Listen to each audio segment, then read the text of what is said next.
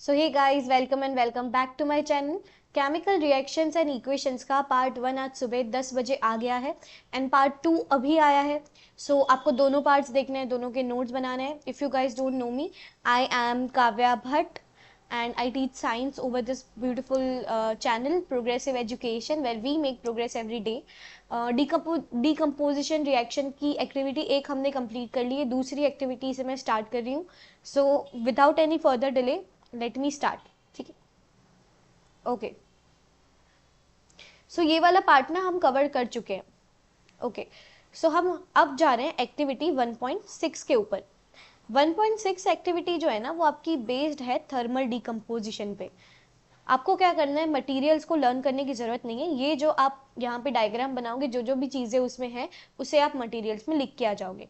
Procedure क्या है, हमें 2 ग्राम लेड नाइट्रेट को लेना है, लेड नाइट्रेट पाउडर को, जो कि वाइट कलर का होता है स्टूडेंट्स। ठीक है, 2 ग्राम आपको लेड नाइट्रेट पाउडर लेना है और इसको क्या करना है, ड्राई बॉईल करना है एक टेस्ट ट्यूब में। ड्राई बॉईल का मतलब ये होता है कि उसमें मॉइस्चर के कोई अवशेष नहीं होने चाहिए। ठीक है, तो जब हम लोग ऐसा करेंगे तो हमें ये ऑब्जर्वेशन मिलेगा कि पहले जो लेड नाइट्रेट व्हाइट कलर का था वो येलो कलर के पाउडर में बदल जाता है और एक ब्राउन कलर की गैस निकलती है। ठीक है, we can observe that lead nitrate is white powder but after heating it turns yellow and brownish gas is release. On heating lead nitrate reddish brown fumes and pungent smell are evolve and ये उस तरीके का उसका observation मुझे मिला। ठीक है, brownish gas क्या क्या हो गया मेरे साथ, मतलब मेरे रिएक्शन के साथ। वाइट पाउडर जो था लेड नाइट्रेट का, I hope there is no lag. White powder जो था लेड नाइट्रेट का अब येलोइश कलर में बदल गया और ब्राउनिश कलर की गैस इवॉल्व हुई विथ पंजेंट स्मेल। पंजेंट यानी कि खराब स्मेल, बदबू वाली। ठीक है, उस स्मेल के साथ वो इवॉल्व हुई। ठीक है, तो क्या रीजन है इस चीज का, ये आपको एक्सप्लेनेशन से यहाँ पे पता चलेगा। जो अगर मैं आपको एक्सप्लेनेशन दूं, just wait for a while.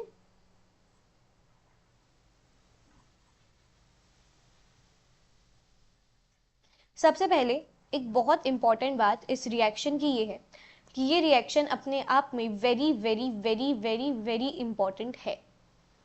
ठीक है, इतना इंपॉर्टेंट है ये रिएक्शन की बहुत सारे PYQs में पूछा गया है। ये इस पर्टिकुलर एक्टिविटी को ना वो लोग अलग अलग चीज़ों पे पूछते हैं। एक तो जैसा मैंने आपको पार्ट 1 में बताया था कि डायरेक्टली ये बोल देंगे कि भाई बैलेंस करो केमिकल रिएक्शन को और उसके स्टेप्स बताओ। ये इक्वेशन को जब हम लोग बैलेंस करते हैं तो उसमें जो है हिट एंड ट्रायल मेथड से बहुत प्रॉब्लम्स आती हैं। आपको अलग अलग जगह ऑक्सीजन को बैलेंस करके देखना पड़ेगा। उसके लिए मैंने एक ट्रिक लाई है जो कि डेफिनेटली संडे को आएगी। आपको संडे की लेक्चर बैलेंसिंग की हाफ एन आवर का वीडियो होगा, वो ज्वाइन करना रहेगा। ठीक है, 10 AM को आती है हर दिन यहाँ पे वीडियोस। ओके, सो लेड नाइट्रेट क्या करता है, इसमें जो मेरे पास लेड नाइट्रेट था जो कि व्हाइट कलर का था, वो टूट जाता है लेड ऑक्साइड में जो कि येलो कलर का है और NO2 गैस में जो कि ब्राउनिश कलर की है। ठीक है, आपको इसमें एक तरीके का ऐसा भी क्वेश्चन आ सकता है कि एक X कंपाउंड है या फिर एक W कंपाउंड है जो कि टूट रहा है X, Y और Z में। जब हमने रिएक्शन करवा रहे थे, जब हमने W को हीट किया, ड्राई हीट किया, यानी कि मॉइस्चर की एब्सेंस में जब हमने W को हीट किया तो हमें X मिला जो कि येलो कलर का था, Y मिला जो कि ब्राउनिश गैस थी और हमें पंजेंट स्मेल भी फील हो रही थी। तो आप बताओ ये रिएक्शन कौन सा है, कब होता है और किस तरीके से होता है, ये एक तरीके का क्वेश्चन आ जाता है। ठीक है, okay. So now let's continue to activity 1.4। Aim of this activity क्या है, टू परफॉर्म इलेक्ट्रोलाइसिस। मैंने आपको बताया था सुबह कि डिकम्पोजिशन अलग अलग तरीके से होता है। एक तो थर्मल डिकम्पोजिशन जो कि हीट की प्रेजेंस में होता है, दूसरा ये है कि इलेक्ट्रोलाइसिस यानी इलेक्ट्रिसिटी की प्रेजेंस में किसी चीज का टूटना। इलेक्ट्रिसिटी की प्रेजेंस में, लाइसिस यानी कि टूटना। ठीक है, क्या होता है कि हम क्या करते हैं इसमें, to perform electrolysis of water using carbon electrodes and identify the gases collected in the test tubes. If you are unable to see this, मैं इसको थोड़ा सा बड़ा कर देती हूँ.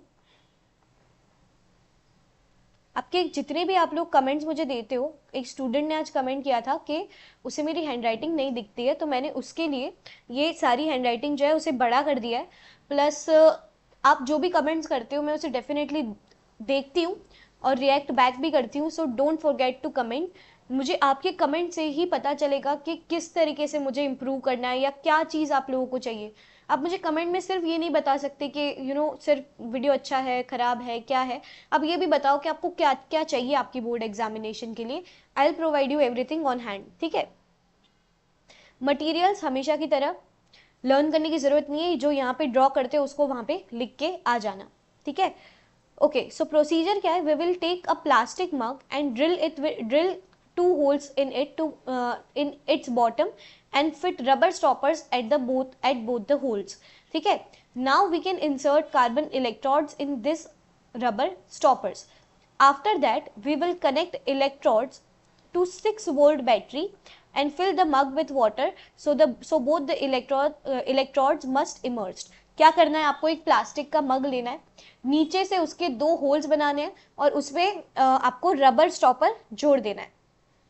ठीक है, रबर स्टॉपर, जिससे कि पानी लीक ना कर जाए. फिर हम वहाँ पे इलेक्ट्रोड्स को फिक्स करेंगे और अंदर पानी भरेंगे सच दैट कि मेरे जो कार्बन इलेक्ट्रोड्स है वो इमर्स हो पाए पानी में. ठीक है. Now we add few drops of dilute sulphuric acid to the water. After this arrangement we will take 2 test tubes, fill with water and invert them over the 2 carbon electrodes and switch the current and leave the apparatus undisturbed for some time. ये तो steps है procedure के, ये आप learn भी करके जा सकते हो या फिर समझ के भी जा सकते हो. प्लास्टिक मग लेना है, नीचे से 2 होल करना है, रबर का स्टॉपर लगाना है, इलेक्ट्रोड्स को ऊपर लगाना है, पानी भरना है सच दैट कि कार्बन इलेक्ट्रोड्स उसमें इमर्स हो पाए. ठीक है. फिर H2SO4 के कुछ ड्रॉप्स डालने हैं और क्या करना है कि 2 खाली टेस्ट ट्यूब्स लेनी है और उसको ढक देना है कार्बन इलेक्ट्रोड्स को. ठीक है. और फिर आपको जो आपने 6 वोल्ट की बैटरी लगाई थी उसे स्टार्ट कर देना है. ऑब्जर्वेशन क्या आएगा, sorry again for the hand writing, I hope कि थोड़ा बहुत भी विजिबल हो. कल जो चैप्टर आएगा लाइट रिफ्लेक्शन का पार्ट, उसमें मैं पूरी कोशिश करूंगी कि आपको सारी हैंड राइटिंग अच्छे से दिखे. वी कैन सी बबल्स, आप सुन सकते हो जो मैं बोल रही हूँ, मैं थोड़ा सा स्पीड धीरे कर देती हूँ अपनी. We can see bubbles at both the electrodes when current is passed through them. These bubbles indicate presence of gases in the test tubes at electrodes. These gases displace water downward in the test tube. ये पूरी line learn नहीं भी करोगे तो चल जाएगा. We can see gas collected at cathode negative. देखो मैं इसको ऐसे याद रखती हूँ, PCNA, सॉरी PANC. ठीक है. Negative cathode, positive anode, negative cathode, positive anode, negative cathode, positive anode याद रखना. कई बार बच्चे यही भूल जाते हैं कि नेगेटिव कैथोड है और पॉजिटिव एनोड है. We can see gas collected at cathode negative electrode, negative cathode, positive anode, displaces more water as compared to the gas collected in anode, that is positive electrode. The test tube at the cathode contains double the volume of gas compared to the test tube at anode. ठीक है. ये सारी चीजें आपको learn कर लेनी है. What if electrolysis का आ गया, हालांकि इस चैप्टर से इलेक्ट्रोलाइसिस का नहीं पूछा जाता है. आपका ना वो जो चैप्टर है जिसमें ब्राइन वाटर है वो वाली इलेक्ट्रोलाइसिस पूछी जाती है, जिसमें NaCl आप तोड़ते हो. ठीक है. फिर भी आप जस्ट इसको लर्न करके जा सकते हो, मैं बस पढ़ देती हूँ. After removing both the test tubes, we bring burning candle near the tubes and what happens? The gas collected at anode causes flame to burn more brightly. The gas collected at cathode extinguishes the flame and with a popping sound. Popping sound, do you remember? Popping sound कहीं और भी आता था. Comment down करो popping sound कब आता है. ठीक है. कौन सी गैस रिलीज होने पे जब हम हीट को लेके जाते हैं तो पॉपिंग साउंड आता है. नहीं पता है तो वीडियो जाके पहले लेक्चर 1 देखो, फिर यहाँ पे आना. The test tube at cathode contains hydrogen and the test tube at anode contains oxygen gas. Hydrogen gas is double in volume. Explanation क्या है इस पर्टिकुलर चीज का? The process of electrolysis decomposes water into hydrogen and oxygen. H2O आपका टूटता है H plus हाँ और O2 नेगेटिव में। ठीक है, क्या करता है, इलेक्ट्रोलाइसिस की प्रोसेस है वो वाटर को डिकम्पोज करती है हाइड्रोजन और ऑक्सीजन में। ठीक है, कैथोड पे कौन सी रिएक्शन चलती है, ये रिएक्शन लर्न कर लेना, जगह कर देती हूँ। इस रिएक्शन को आप लर्न करोगे। क्या होता है आपका, H2 गैस टूटती है H प्लस आयन और 2 इलेक्ट्रॉन्स के साथ। ठीक है, एनोड पे क्या चलता है, H2O मेरा टूटता है, O2 गैसियस फॉर्म में प्लस H प्लस रिलीज होता है और 4 इलेक्ट्रॉन्स इवॉल्व होते हैं। तो ये दोनों रिएक्शन आप लर्न कर लेना इलेक्ट्रोलाइसिस की। Water contains 2 hydrogen atoms for each oxygen atom, so volume of hydrogen gas produce is double of oxygen. क्यों ऐसा हो रहा है, इसका रीजन भी मैंने बता दिया। आगे ऑब्जर्वेशन में हमने ये देखा था कि हाइड्रोजन गैस जो रिलीज हो रही है ना वो ज्यादा अमाउंट में हो रही है कंपेयर टू ऑक्सीजन। ऐसा क्यों हो रहा है, क्योंकि H2O में 2 मॉलिक्यूल्स हाइड्रोजन के हैं और एक एटम ऑक्सीजन का है, जिसके कारण हाइड्रोजन गैस ज्यादा इवॉल्व हो रही है उसके इलेक्ट्रोलाइसिस पे। ठीक है, now another activity, another beautiful activity. ये चाइना डिश या चाइना प्लेट वाला जो क्वेश्चन है ये भी बहुत बार पूछा जाता है। ठीक है, देखो बोर्ड एग्जामिनेशंस की ना एक बात समझ लो, यू कांट प्रिडिक्ट एनीथिंग। मैं ऐसा नहीं कह सकती कि ये इस तरीके के क्वेश्चंस आएंगे, ये इस तरीके के क्वेश्चंस आएंगे। ठीक है, प्रिडिक्शन तब होता है जब जनवरी फरवरी आए, तब हम लोग क्या करते हैं कि सारे PYQs को मिला के हम एक ऐसे टाइप की क्वेश्चन बैंक बनाते हैं जिसमें मैक्सिमम आपके सारे कंसेप्ट कवर हो जाए। ठीक है, उस प्रिडिक्शन पे कई बार क्वेश्चंस आ भी जाते हैं। Okay, now let's get to activity. आपकी ये कौन सी नंबर की एक्टिविटी है, अब हमने 1.6 या 1.7 करी थी, हाँ 1.7 करी थी। 8th एक्टिविटी है, हमारे पास टोटल 11 है जिसमें हमने 8 एक्टिविटीज अभी हम लोग परफॉर्म कर रहे हैं। 1.8 एक्टिविटी, एम क्या है इस एक्टिविटी का, to observe effect of sunlight on silver chloride AgCl and AgCl3 sorry and chemical changes that occurs. AgCl3 को जब हम लोग सनलाइट में रखते हैं तो क्या क्या तकलीफें आती हैं उसको, किस किस तरीके से वो डिकम्पोज होता है, कौन से कंपोनेंट्स में डिकम्पोज होता है, ये हम पढ़ेंगे। मटेरियल क्या क्या यूज करने, चाइना डिश और सिल्वर क्लोराइड पाउडर। भगवान से प्रार्थना करो ये वाली एक्टिविटी पूछी जाए, इतनी सी एक्टिविटी है। चाइना डिश चाहिए, AgCl3 चाहिए, बस उसका रिएक्शन याद कर लो, हो गया आपका। We will take 2 gram of silver chloride in china dish and place this china dish in sunlight for some time. क्या करेंगे, डिश में AgCl3 को लेंगे और उसे सनलाइट के अंदर छोड़ देंगे कुछ टाइम के लिए।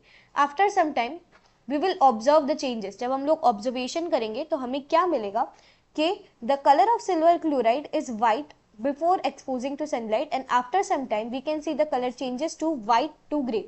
White color of AgCl3 change हो जाता है ग्रे कलर में। इसका रीजन क्या है ये हम लोग आगे देखते हैं एक्सप्लेनेशन में।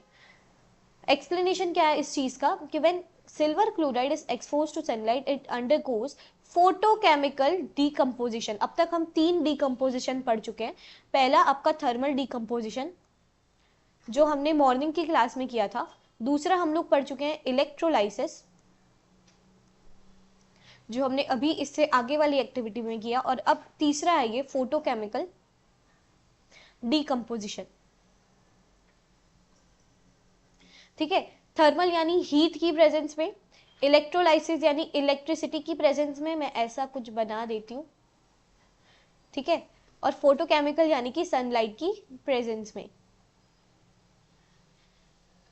ओके, सो क्या होता है कि silver and chloride 2 AgCl composes to Ag plus Cl2। I am so sorry, मैंने आपको एल्यूमिनियम क्लोराइड का फॉर्मूला बता दिया था, वो होता है AlCl3। AgCl is just silver chloride. थोड़ा सा कंफ्यूज हो गई थी मैं, I am sorry for that. Silver chloride का फॉर्मूला AgCl होता है, एल्यूमिनियम क्लोराइड का फॉर्मूला AlCl3 होता है, जो हमने मॉर्निंग के बैच में पढ़ा था। ठीक है, elemental silver is grey in colour and chlorine gas is liberated in the atmosphere. क्या होता है, AgCl टूट जाता है Ag और Cl2 में, क्योंकि सिल्वर का कलर नॉर्मली ग्रे होता है, इसीलिए जो AgCl का कलर है वो ग्रे हो जाता है और Cl2 गैस जो है वो रिलीज आउट हो जाती है। ठीक है, सिल्वर क्लोराइड टर्न्स ग्रे इन सनलाइट। AgCl जो है वो सनलाइट की प्रेजेंस में Ag सॉलिड, Cl2 गैसियस में जो है वो लिबरेट आउट हो जाती है। इसका कलर पेल येलो या फिर ग्रीन होता है। ठीक है, अगर ये एक्टिविटी आ जाए तो आप ये भी एक्स्ट्रा पॉइंट लिख सकते हो कि Cl2 का कलर जो है वो पेल येलो या फिर ग्रीन कलर का होता है। इसका सिमिलर रिएक्शन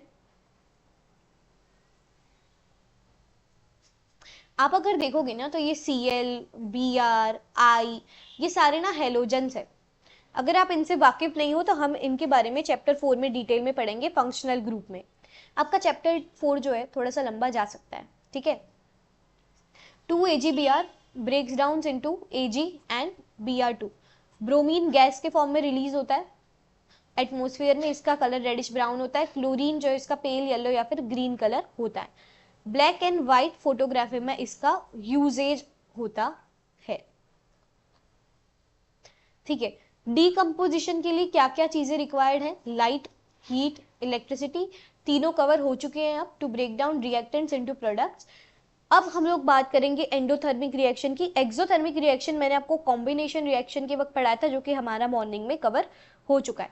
एंडोथर्मिक रिएक्शन क्या होता है, एंडो मैंने आपको बोला था एंडो से अंदर याद रखोगे या फिर एक्सो से एग्जिट। एंडोथर्मिक रिएक्शन में क्या होता है, energy is given to the reactant to break down into products. देखो ऐसा समझो, जब कभी भी मुझे किसी चीज को तोड़ना है, मान लो इस पेन को मुझे तोड़ना है, तो मुझे इसको तोड़ने के लिए एनर्जी देनी पड़ेगी। उसी तरीके से डीकम्पोजिशन रिएक्शन में एनर्जी देनी पड़ती है। ये जो तीनों चीजें आप दे रहे हो, लाइट, हीट, इलेक्ट्रिसिटी, ये एनर्जी ही तो है। These are forms of energy. ये जब आप दोगे तो कोई आपका रिएक्टेंट है वो टूट के प्रोडक्ट्स बना देगा। ठीक है, रिएक्शन में एनर्जी देनी पड़ती है तो उसे एंडोथर्मिक कहते हैं, जब रिलीज होती है तो फॉर्मेशन होता है उसे एक्सोथर्मिक कहते हैं। अब आते हैं आपके थर्ड टाइप ऑफ रिएक्शन में, that is displacement reaction. First type का रिएक्शन कंप्लीट हो चुका है फर्स्ट पार्ट में। डिस्प्लेसमेंट रिएक्शन क्या क्या कहता है कि element of higher reactivity displaces element of lower reactivity from a reaction. मेरे पास कोई जब रिएक्शन है तो उसमें अगर हायर रिएक्टिव कोई अगर एलिमेंट प्रेजेंट है तो वो लोअर रिएक्टिव मेटल को डिस्प्लेस कर देता है उस रिएक्शन से, उसको हम लोग कहते हैं डिस्प्लेसमेंट रिएक्शन। क्या होता है इसमें, ठीक है, आयरन CuSO4 के साथ जब रिएक्ट करता है तो वो बनाता है FeSO4 प्लस Cu। ये मैंने सेम चीज लिखी है, इसको जाने देते हैं। ठीक है,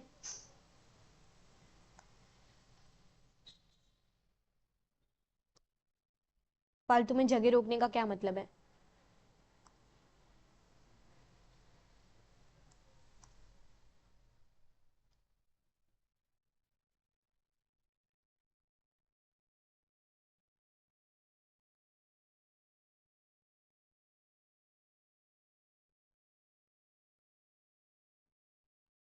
ओके,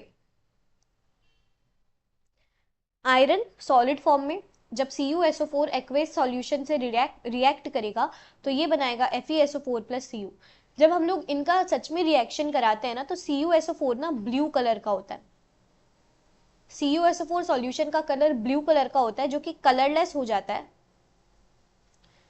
आयरन सल्फेट के बनने में, क्योंकि कॉपर जो है निकल जाता है और फिर जो एक्वेस मीडियम में हमारे पास प्रेजेंट होता है वो FeSO4 होता है, ना कि CuSO4।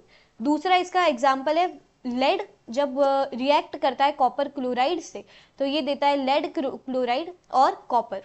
ठीक है, ये डिस्प्लेसमेंट रिएक्शन के एग्जाम्पल हो गए। दूसरी एक्टिविटी परफॉर्म कर लेते हैं, ये वही है जो मैंने आपको बोला CuSO4 में इमर्स करना है आपको। ये एक्टिविटी 9 है आई गेस। अब इसके बाद आपकी सिर्फ 2 एक्टिविटी बाकी है, 9 है या 10 है मुझे नहीं पता, शायद 10 है ना, नहीं 9 ही है। ओके, सो एम क्या है इस एक्टिविटी का, to study displacement reaction between iron and copper sulphate. क्या करेंगे, क्या ये क्या क्या चीजें चाहिए हमें, ये आपको डायग्राम से पता चल जाएगा जब आप लोग उसे ड्रॉ करोगे तो। ठीक है, प्रोसीजर क्या है इस एक्टिविटी को परफॉर्म करने की। We will take 3 iron nails, clean them by rubbing with sand paper. Sand paper से क्यों रब करते हैं इसका रीजन मैंने वीडियो 1 में दिया है, फर्स्ट एक्टिविटी में दिया है, जाके वो देखो। After that, we will take 2 test tubes and mark them A and B. In each test tube, we will take 10 ml of copper sulfate solution. We take iron nails and tie them with thread and immerse them in test tube B for 20 minutes. After 20 minutes, we take observations. Observations आगे दिखाती हूँ मैं आपको, ठीक है। Observation हमारे पास ये आता है जो मैंने आपको आगे बता दिया कि कॉपर सल्फेट का जो ब्लू कलर था ना वो टर्न हो जाता है कलरलेस में। आपका जो एक्वेस सॉल्यूशन था कॉपर सल्फेट का वो कलरलेस हो जाता है और प्लस जो है आपका कॉपर जो है एज ए सॉलिड फॉर्म में निकल जाता है।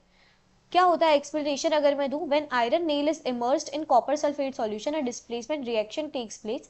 Iron is more reactive than copper, so it displaces copper from copper sulfate solution, and here is your reaction. Copper gets deposited on iron nails, that's why they become reddish brown. दो चीजें observe कर रहे हो आप, एक तो CuSO4 का, यहाँ पे लिख देती हूँ ऑब्जर्वेशन, CuSO4 का जो ब्लू कलर है वो टर्न हो जाता है कलरलेस में। ये फर्स्ट चीज आपने ऑब्जर्व करी। सेकेंड चीज आपने क्या ऑब्जर्व करी कि जो आयरन नेल्स जो आपने डाली थी वो रेडिश कलर की दिखने लगी है। Why? Due to deposition of copper, ठीक है। The colour of copper sulphate becomes lighter due to formation of ferrous sulphate in the test tube. अब अगर आप बहुत हाई लेवल पे रिएक्शन कराते हो ना तो वो कलरलेस हो जाता है, ठीक है। डबल डिस्प्लेसमेंट रिएक्शन क्या कहता है हमसे, डबल डिस्प्लेसमेंट में क्या होता था कि हायर रिएक्टिविटी का जो मेटल था वो लोअर रिएक्टिविटी वाले को डिस्प्लेस कर देता था, ठीक है। जो आयरन है वो कॉपर को डिस्प्लेस कर देता था, लेकिन उसी से उल्टी रिएक्शन नहीं हो सकती, ठीक है। अगर मैं आपको एक ऐसा रिएक्शन दूं कि मेरे पास FeSO4 प्लस Cu है तो इसका क्या होगा, तो एग्जाम में ऐसा बेवकूफों की तरह लिख के मत आ जाना कि CuSO4 प्लस Fe बनेगा, दैट इज नॉट पॉसिबल। मेरा जो ये है कॉपर है वो डिस्प्लेस ही नहीं कर सकता आयरन को, ठीक है।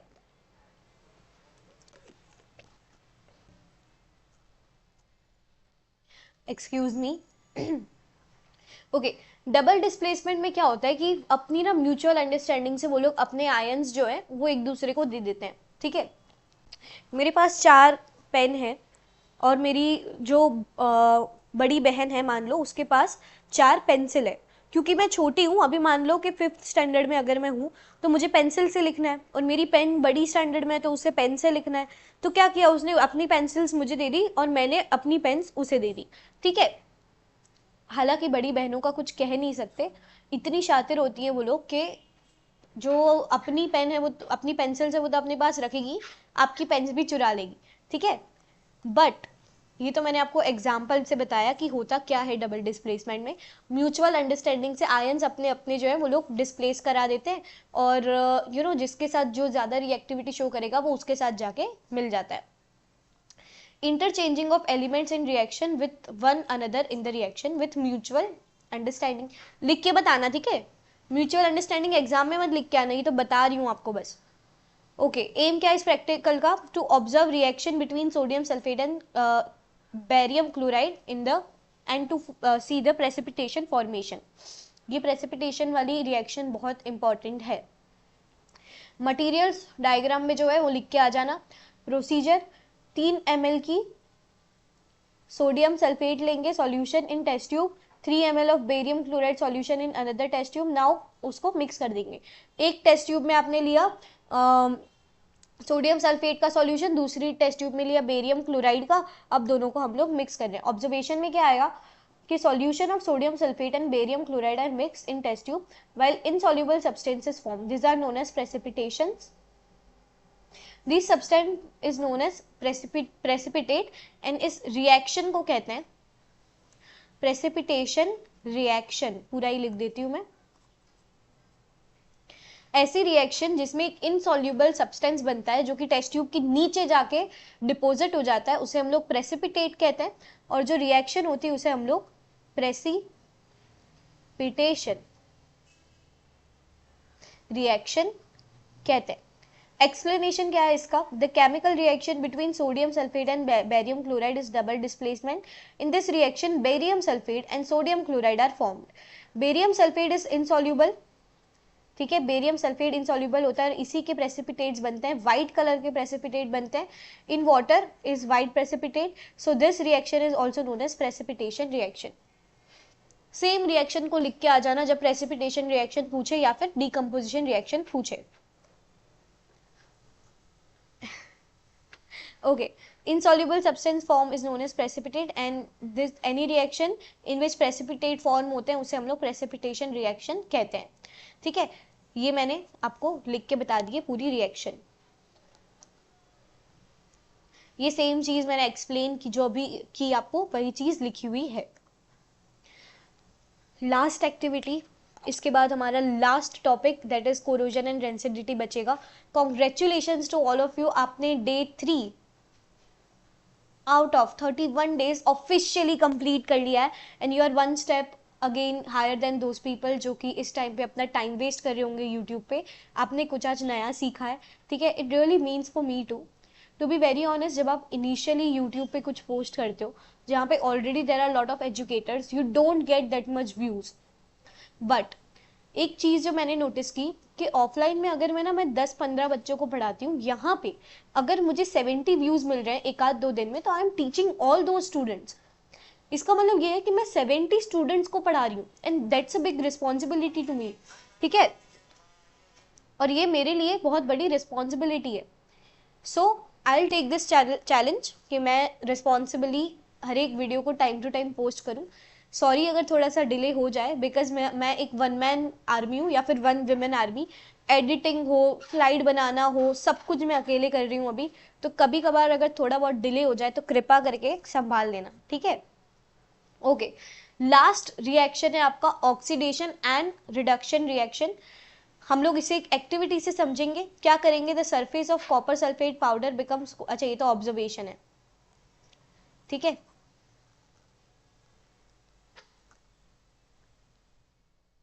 अच्छा ओके, इस पे मैंने डायरेक्टली आपको ऑब्जर्वेशन ही दे दिया है। शायद उसमें ना ज्यादा कुछ होगा नहीं एक्टिविटी में या ऐसा कुछ। अगर कुछ होगा भी ना तो जैसे हम लोग 2 दिन के बाद एनसीईआरटी विथ मी करेंगे तो उसमें ना मैं आपको वो एक्टिविटी करा दूंगी, ठीक है। Okay, the surface of copper sulphate, ये ऑब्जर्वेशन देख लो। यहाँ से भी मैं आपको समझा ही सकती हूँ कि क्या हो रहा है। हमने क्या किया है, एक चाइना डिश ली है कॉपर, जिसमें हम लोग ने कंटेनिंग कॉपर पाउडर, ठीक है, चाइना डिश ली है कंटेनिंग कॉपर पाउडर। और हम क्या कर रहे हैं, ये वायर गॉज है, नीचे से ट्राइपॉड स्टैंड है, बर्नर है। बेसिकली चाइना डिश में जो कॉपर पाउडर है ना, हम उसे हीट कर रहे हैं, ठीक है। The surface of copper powder becomes coated with black copper oxide, ठीक है। ये क्या कर रहे हैं, जैसे पता है हमने MgO वाले रिएक्शन में किया था, आगे जो मैंने आपको बताई थी, मैग्नीशियम रिबन को हम लोग बर्न कर रहे थे तो मैग्नीशियम ऑक्साइड बन रहा था। तो सेम चीज हम लोग यहाँ पे कर रहे हैं, बस यहाँ पे चाइना डिश लिए, कॉपर का पाउडर लिया है और उसे हम लोग हीट कर रहे हैं। तो ऑक्सीजन क्योंकि प्रेजेंट है, जब हीट करेंगे तो कॉपर ऑक्साइड बन जाएगा, ठीक है। Why has this substance formed, क्यों बनता है? This is because oxygen is added to copper and copper oxide is formed. The change in appearance of copper from shiny to reddish brown, क्या क्या observation है? शाइनी कॉपर जो था वो convert हो जाता है रेडिश ब्राउन कलर का। Observations are very important to all the activities, जितने भी मैं बता रही हूँ ऑब्जर्वेशन और आपका जो एक्सप्लेनेशन है वो दोनों ही बहुत इंपॉर्टेंट है। You are suppose to remember aim, procedure, observation and explanation, ठीक है। डल कलर का हो जाता है, the substance indicates that chemical change has occurred. This colour shift is direct result of chemical reaction, represents the formation of copper oxide. Simple terms, hand on and demonstration of ये इसको याद करने की जरूरत नहीं है, ठीक है। क्या होता है इस रिएक्शन में? कॉपर सॉलिड है, जो ऑक्सीजन के प्रेजेंस में उसे हीट किया जाता है तो वो कॉपर ऑक्साइड बन जाता है। कॉपर ऑक्साइड ही रीजन है ब्लैक कलर के फॉर्मेशन का, ब्लैक या फिर रेडिश ब्राउन, थोड़ा सा रेडिश होता है, रेडिश ब्लैकिश ब्राउन होता है उसका कलर, वो कलर की फॉर्मेशन का रीजन है कॉपर ऑक्साइड का फॉर्म होना। जब इसको हम लोग हीट करते हैं ना, कॉपर ऑक्साइड को जब हम लोग हाइड्रोजन की प्रेजेंस में हीट करते हैं तो बिल्कुल उसका उल्टा रिएक्शन हो जाता है। क्या बोला मैंने आपको, कॉपर ऑक्साइड को जब हम लोग हाइड्रोजन ऑक्साइड सॉरी दोबारा बोलती हूँ, सॉरी, कॉपर ऑक्साइड को जब हम लोग हीट करते हैं हाइड्रोजन की प्रेजेंस में तो इसका बिल्कुल उल्टा रिएक्शन हो जाता है, यानी कि आपका कॉपर और ऑक्सीजन आपको मिल जाता है वापस। क्यों होता है ऐसा, एक तो इसको रिवर्स रिएक्शन बोलते हैं। पहले मैं आपको समझाती हूँ ऑक्सीडेशन क्या होता है, फिर मैं आपको समझाऊंगी रिडक्शन क्या होता है, फिर हम लोग दोनों को मिला के रिडॉक्स रिएक्शन बनाएंगे, ठीक है। एक ऐसा रिएक्शन जिसमें एडिशन होता है ऑक्सीजन का, या फिर पूरा लिख दूं, एडिशन ऑफ ऑक्सीजन होता है, या फिर रिमूवल ऑफ हाइड्रोजन होता है, उसे हम लोग ऑक्सीडेशन कहते हैं। याद रखना, जहां पे हाइड्रोजन अगर रिमूव हो रहा है ना तो उसे मतलब ऑक्सीडेशन ही बोलते हैं। यहाँ पे क्या हो रहा है, एडिशन ऑफ हाइड्रोजन या फिर रिमूवल ऑफ ऑक्सीजन, उसे हम लोग रिडक्शन कहते हैं। रिडॉक्स रिएक्शन क्या होता है, ऑक्सीडेशन प्लस रिडक्शन, ठीक है। इसमें ऑक्सीडेशन भी होता है, रिडक्शन भी होता है, या एक तरफ से ऑक्सीजन ऐड हो रहा होगा और दूसरी तरफ से रिमूव हो रहा होगा। इस पर्टिकुलर रिएक्शन में देखो, ये जो रिवर्स रिएक्शन मैंने अभी अभी आपको बताई, यहाँ पे O2 नहीं बनेगा, सॉरी, यहाँ पे H2O बनेगा, ठीक है, ओके। ऑक्सीडेशन कैसे हो रहा है, देखो कॉपर ऑक्साइड था, इसका रिडक्शन हो रहा है कॉपर में, क्यों, ऑक्सीजन चला गया इधर से, कहाँ गया बोले तो हाइड्रोजन के पास गया, तो हाइड्रोजन का क्या हो रहा है, ऑक्सीडेशन। अब मैं आपको ये दो इंपॉर्टेंट टर्म सिखाऊंगी। सबसे पहले हमने ऑक्सीडेशन सीखा, रिडक्शन सीखा, अब आप लोग सीखोगे ऑक्सीडेशन रिएजेंट या फिर ऑक्सीडाइजिंग एजेंट और रिड्यूसिंग एजेंट, ठीक है। यहाँ पे सबसे पहले देखो, कॉपर ऑक्साइड कॉपर में कन्वर्ट हो रहा है, इसका जो है रिडक्शन हो रहा है, ठीक है। यहाँ पे हाइड्रोजन का H2O में कन्वर्ट होना बताता है कि इसका ऑक्सीडेशन हो रहा है, ठीक है। कॉपर ऑक्साइड का जो है रिडक्शन हो रहा है, हाइड्रोजन का है वो ऑक्सीडाइज हो रहा है, कॉपर गेट रिड्यूस्ड और वाटर जो है गेटिंग ऑक्सीडाइज। हम लोग LHS और RHS दोनों के टर्म्स में बात कर रहे हैं, ठीक है। क्या बोला मैंने, सबसे पहले तो कॉपर ऑक्साइड जो है वो रिड्यूस हो रहा है, क्यों, क्योंकि उसमें से ऑक्सीजन निकल रहा है। हाइड्रोजन जो है उसमें ऑक्सीजन मिल रहा है तो वो उसका ऑक्सीडेशन हो रहा है, ठीक है। कॉपर की अगर मैं बात करूं तो क्योंकि कॉपर में ऑक्सीजन आके जुड़ रहा है तो वो उसका ऑक्सीडेशन हो रहा है, और H2O जो है उसमें ऑक्सीजन जो है वो आके सॉरी उल्टा बोल दिया, सॉरी, आज मेरी तबीयत थोड़ी ठीक नहीं है, that's why I am lagging somewhere, मेरी आवाज़ भी नहीं निकल रही है, but again I apologise for it. सबसे पहले मैंने क्या बोला आपको, CuO प्लस आपका जो O2 H2, CO2 और H2 जो है वो मिलके बना रहा है Cu प्लस H2O। तो इसमें सबसे पहले जब आप ऑब्जर्व करोगे, कॉपर ऑक्साइड की अगर मैं बात करूं तो उससे कॉपर ऑक्साइड जो है इससे मेरा रिडक्शन हो रहा है, क्यों, क्योंकि उससे ऑक्सीजन जा रहा है, ठीक है। फिर मैं बात करती हूँ हाइड्रोजन की, हाइड्रोजन जो है उसमें ऑक्सीजन जुड़ रहा है तो इसका ऑक्सीडेशन हो रहा है, इसका ऑक्सीडेशन हो रहा है, ठीक है। अगर मैं आपको कॉपर की बात करूं तो कॉपर के साथ क्या हो रहा है, कॉपर से तो ऑक्सीजन चला गया है ना, तो उसका तो रिडक्शन हो रहा है, तो कॉपर जो है वो रिड्यूस हो गया है, और आपका ये H2O वो ऑक्सीडाइज हो रहा है।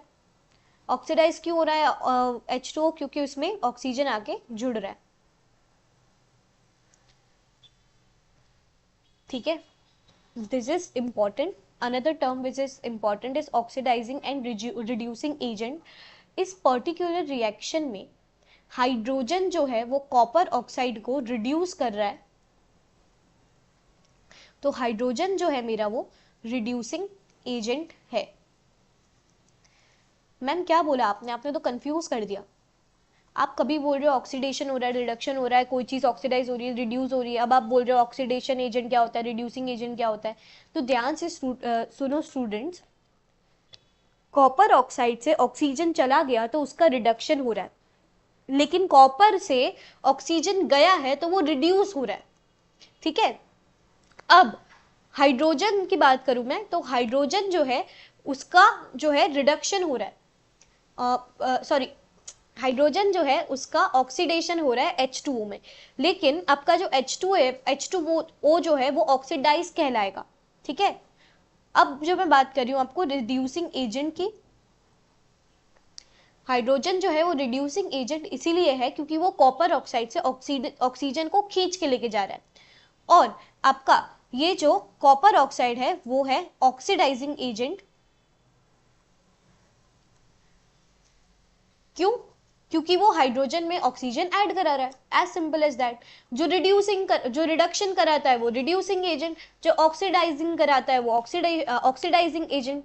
ठीक है, रिडक्शन किसका हो रहा है, कॉपर ऑक्साइड का, ऑक्सीडेशन किसका हो रहा है बोले तो हाइड्रोजन गैस का। ठीक है, कॉपर रिड्यूस हो गया और जो आपका जो पानी है वो ऑक्सीडाइज है। एक दूसरे एग्जाम्पल से समझने की कोशिश करते हैं इसको, ZnO plus C giving you Zn plus CO। इसमें सबसे पहले ZnO का रिडक्शन हो रहा है Zn में। ठीक है, ZnCO। कार्बन का ऑक्सीडेशन हो रहा है। ठीक है, जिंक को देखो, जिंक से ऑक्सीजन चला गया है, जिंक से क्योंकि ऑक्सीजन चला गया है तो इसका रिडक्शन हो रहा है, और कॉपर ऑक्साइड में या फिर कॉपर क्या, कार्बन ऑक्साइड या फिर कार्बन मोनोऑक्साइड, इसमें जो है ऑक्सीजन जुड़ गया है तो इसको हम लोग बोलेंगे ऑक्सीडेशन या फिर ऑक्सीडाइज हो जाना। ठीक है, ZnO का क्या हो रहा है, रिडक्शन, कार्बन का क्या हो रहा है, ऑक्सीडेशन। ठीक है, Zn क्या हुआ है, रिड्यूस हुआ है, और कॉपर कार्बन मोनोऑक्साइड जो है उसका वो ऑक्सीडाइज हो गया है। अब इसमें अगर ऑक्सीडाइजिंग एजेंट की अगर मैं बात करूं तो वो क्या होगा, कार्बन। क्यों? क्योंकि उसने ZnO को रिड्यूस किया है। सिमिलरली यहाँ पे रिड्यूसिंग एजेंट की अगर मैं बात करूं तो वो होगा आपका ZnO, जिंक नहीं होगा, ZnO होगा। ठीक है, और एग्जाम्पल्स हैं बट उसको हम लोग बाद में कर लेंगे संडे को। ठीक है, now let us get to the last part of your chapter, that is corrosion, and last में है rancidity, and then we are sorted. Corrosion क्या होता है? You must have observed that iron articles are shiny when new, but gets coated with reddish brown powder when left for some time. Corrosion एक major topic है, वो एक phenomenon है, जबकि rusting उसका एक पार्ट है। जैसे अगर मैं आपको बोलूं कि केमिकल रिएक्शंस हैं और कॉम्बिनेशन, डिकम्पोजिशन एक्सेट्रा उसके पार्ट है, उसी तरीके से कोरोजन एक फिनोमिनन है और आपका रस्टिंग ऑफ आयरन उसका एक पार्ट है। क्या होता है इसमें कोरोजन में कि जब एक मेटल सरफेस मॉइस्चर या फिर एनवायरनमेंट के कांटेक्ट में आता है तो क्या होता है, उसमें एक ऑक्साइड की लेयर बन जाती है। ठीक है, दिस वाज द रीजन हम मैग्नीशियम रिबन को हम लोग जो है रब करते थे, and this was the reason कि कॉपर जो है वो कॉपर ऑक्साइड में कन्वर्ट हो गया था, हमारे जो एक्टिविटीज हमने आगे देखी। ठीक है, now let me just read it out. मैंने आपको समझा तो दिया ही है इसमें होता क्या है। This process is commonly known as rusting of iron. जब अगर मैं आयरन की बात कर रही हूँ तो some of the metals also get tarnished in this method, in this manner. How can you notice the colour, ये सब जाने दो, इस लाइन को भूल जाओ।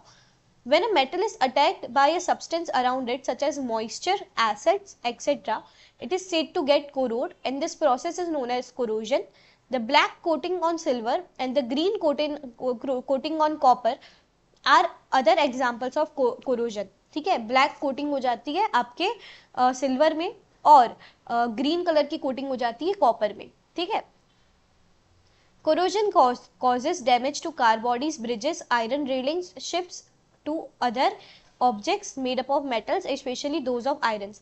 कई बार जो गेट्स हैं वो टूट जाते हैं, कई बार आपकी जो बिल्डिंग्स हैं, आपको पता है भेज आता है, गुजराती में तो भेज बोलते हैं, पता नहीं आप अपनी लैंग्वेज में क्या बोलते होंगे, वो ना जैसे दीवार से ऐसे पानी होता है उसमें, ठीक है। तो उसमें क्या होता है ना कि वो पानी आपके अंदर की जो रॉड्स होती है ना बिल्डिंग की, उसे सड़ा देता है। जो आयरन की रॉड होती है ना आपकी बिल्डिंग को बनाने में, उसे सड़ा देता है। अगर कभी रस्टिंग ज्यादा हो गई तो पूरी की पूरी वो आयरन रॉड टूट जाती है, ठीक है। और एक बार अगर रस्टिंग हो गई ना तो वो जल्दी से फैलने लगती है, ठीक है। तो क्या होगा कि अगर बहुत सारी रॉड्स हैं मेरे साथ अगर बिल्डिंग में, तो सारी टूट गए, this can also cause falling up of building. इसीलिए जो है आपका रीडेवलपमेंट कराना जरूरी हो जाता है गवर्नमेंट के लिए कई बार, ठीक है। क्योंकि पूरी की पूरी बिल्डिंग गिर जाती है तो बहुत ज्यादा नुकसान हो जाता है, उसका कॉज है corrosion. Corrosion of iron is serious problem. Every year enormous amount of money spend to replace the damaged iron. करना ही पड़ता है, ब्रिजेस भी इसीलिए आपको पता है नए कभी कभी बनते हैं। क्यों? क्योंकि अगर कोरोड हो गई वो आयरन की जो रॉड्स है या फिर आयरन का जो भी मटेरियल यूज किया है, पूरा का पूरा ब्रिज गिरने के पूरे चांसेस है। Rancidity क्या होता है? Have you ever noticed or smelled fat oil containing food materials left for long time? When fats and oils are oxidized, they become rancid. Their smell and taste change. Usually, substances prevent oxidation. Antioxidants are added to foods containing fats and oils, keeping food in tight containers to slow down the oxidation. अगर food का जो है oxidation हो जाता है ना, तो उससे ना पंजेंट स्मेल आने लगती है, ठीक है। पंजेंट स्मेल आती है और वो फूड बेसिकली खराब हो जाता है। When I used to be a kid, जब मैं शॉप में कभी जाती थी कुछ पैकेट्स वगैरह वगैरह खरीदने, तो मैं ना कभी कभी ऐसे पैकेट्स उठाती थी जिसमें हवा ना हो। Since I was a kid, मुझे ऐसा लगता था कि जिसमें हवा नहीं होती ना उसमें चिप्स ज्यादा होती है, बट ऐसा नहीं होता है। जिसमें हवा नहीं होती है उसके बिगड़े होने के चांसेस उल्टे ज्यादा होते हैं। इसीलिए आपके जो पैकेट्स होते हैं ना वो नाइट्रोजन गैस से फिल्ड होते हैं। जो पैकेट्स आप जिसपे आप होल करके ऐसे फोड़ते हो उनको, तो क्या होता है उसमें नाइट्रोजन गैस होता है। वो जो आपके अंदर उसके अंदर जो पोटैटो चिप्स हैं या फिर जो भी चिप्स आप खाते हो, जो ऑयल्स में ही बेसिकली बनती है, तो उसके खराब होने के चांसेस होते हैं अगर उसका ऑक्सीडेशन हो जाए। तो नाइट्रोजन गैस जब फिल्ड की जाती है ना तो वो ऑक्सीडेशन को प्रिवेंट कर देती है। So here I and your chapter with a successful story all together today, ठीक है। Congratulations to all of you and thank you for joining me today.